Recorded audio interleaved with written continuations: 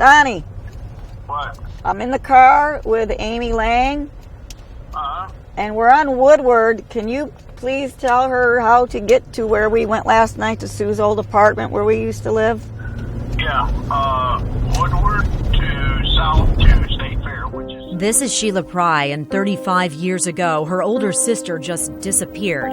Her car was found at the Last Chance Bar at Woodward and 8 Mile. Right over here. Hi, my name is Sheila Pry. I am the sister of Suzanne Pry. I am in search of my sister. Missing, with many theories about just what happened to her. A heroin addict, a hooker, a hard life. My sister never got clean all those years. A prostitute and a junkie. She was a mom, she was a daughter, and she was a sister. She was loved. But she was also sick, deeply flawed, and badly damaged.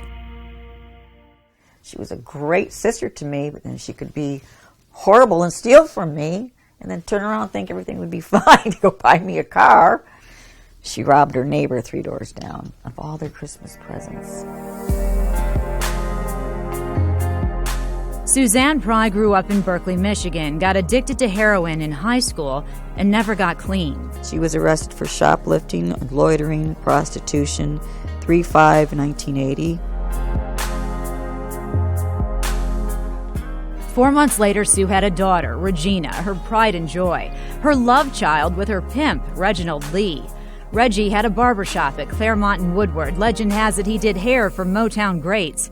But Sheila remembers that shop as something else. If you described Reggie, what was Reggie? A pimp. That barbershop was more than just a barbershop.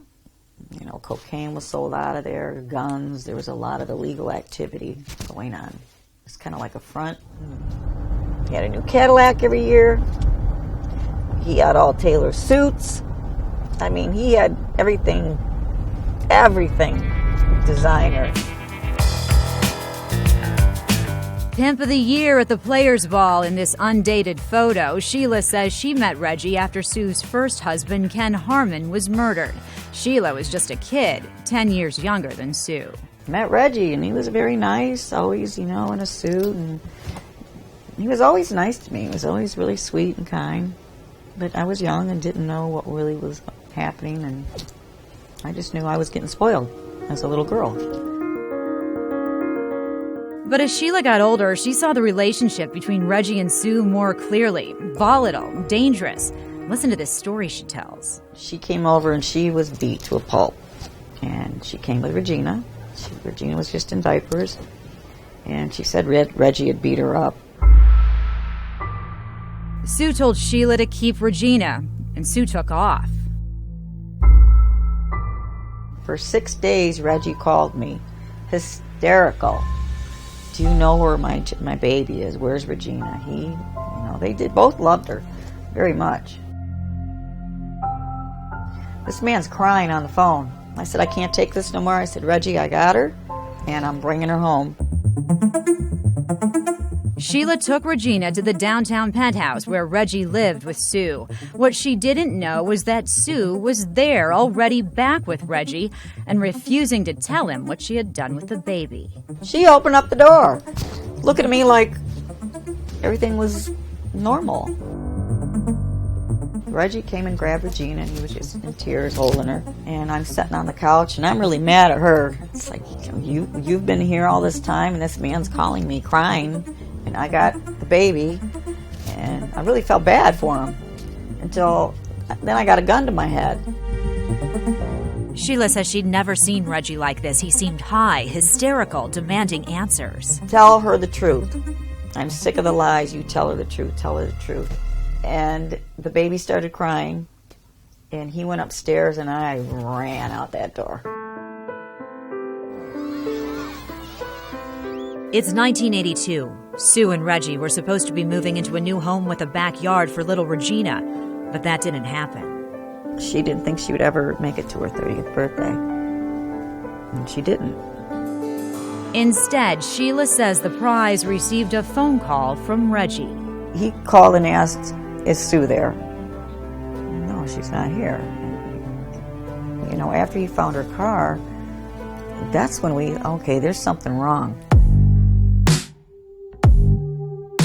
Reggie said he found her car after days of searching at the Last Chance bar. Sue worked out of there as a prostitute. A lot of people did. The place was notorious, but we'll get to that. First, Sue's disappearance. The car was just packed to the brim, front seat, back seat, trunk. And where would she go without her coat, her purse, her money? And most importantly, Sheila says she would never have left Regina. But Regina was with Reggie, and Sue was gone. She wanted to leave and always was going to leave with Regina. I mean, that baby was just her world, her heart, everything. But she said, if I'm gone and I don't have Regina, know that something happened to me. Sheila's dad and her sister Shelley reported Sue missing to Detroit police, but they weren't real optimistic. They just said you really didn't want to know. That's what they told my dad. So her dad hired a private detective. Then came the phone call. Her father answered, listened, and hung up. He's shaking and crying. He said that somebody called and said if he stopped investigating, trying to find my sister, that one of his other daughters would be gone and missing too. Mr. Pry had 5 daughters. One was already gone, and now the others were being threatened. They just told him that if he didn't stop searching, that another one of his daughters would end up missing. It was a chance her dad wasn't willing to take. The search for Sue was over.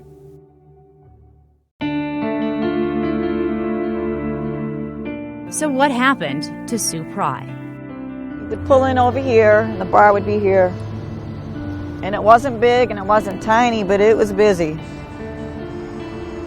And there would always be girls out front walking. The Last Chance bar was notorious for prostitution. In 1979, the Wayne County prosecutor started going after them. And in the first 5 months of 1979, there's been 40 arrests and convictions for accosting and soliciting in the Last Chance bar.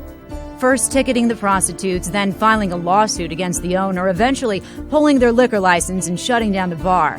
Sheila thinks her sister may have been caught up in that whole mess. Something was going on at the Last Chance bar or something. My dad had told me that she was supposed to testify about something, and she was being threatened to testify and not to testify. So that could be it too. Sheila also says Sue was known to steal from some of her clients. She did a lot of things. Like the man that used to come over every week, and she'd rip him off. You know, she did some shady stuff. So it's no telling who she might have screwed over, stole from. I don't know. I don't know. Sue seemed heartless, but she was an addict. Heroin turned her into a different person. Someone Sheila says maybe Reggie didn't want around anymore. Do you think Reggie had something to do with her disappearance? I don't know. I know he wanted Regina away from my sister. And then there's this. Remember Reggie ran that barbershop on Woodward? Well, Sue had told her parents there was a bunch of cement in the basement there, and she was worried. There was a lot of cement all of a sudden in the basement, and more was being brought in. And she was really, really scared. She told my mom she was scared. And my mom told me her exact words were, well, it may be for you. And your family's always wondered if your sister is buried here. Yeah. Always have wondered. My dad died believing it. We can't ask Reggie. He died in 2002. He was 60 years old and had been unable to speak since being beaten with a baseball bat years before. According to the city of Detroit, the barbershop and surrounding buildings were demolished in 2005 or 2006, and this new construction went up in 2007. They say there's no record of any bones being found on the property. So what happened to Sue Pry? It's a question that's haunted her family for 35 years, and now Sheila is begging for answers.